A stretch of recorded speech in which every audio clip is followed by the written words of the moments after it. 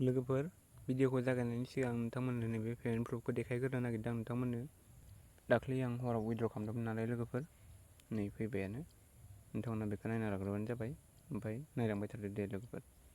Download खालामनानै अपेन खालामदो। Create an एकाउन्टआव थुनांगौ आरो ना लोगोफोर, गाहायावसो थुनांगौ।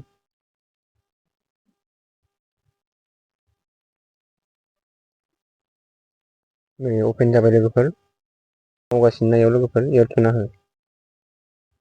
एड्स जागोन आरो ना इयाव।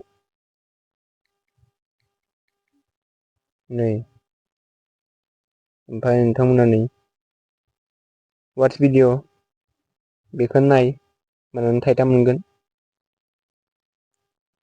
सेकेन्डनिया थाइसे, थार्डना थाइथाम, बेनि उनना थाइनै, थाइब्रै मोनबाय थागोन नोंथांमोना नै हिसाब गैयै दं लोगोफोर।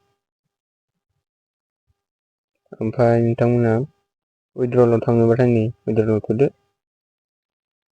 पेपेल दं नै लोगोफोर, पाबजि इउसि दं। माने नों पाबजिफोर गेलेयोबाथाय पाबजियाव इउसि लानो हायो। एमाजन गिफ्ट कार्डआव खालामना ला लोगोफोर, फ्रि फायारावबो खालामनो हायो, नै डायमन्ड मोनो।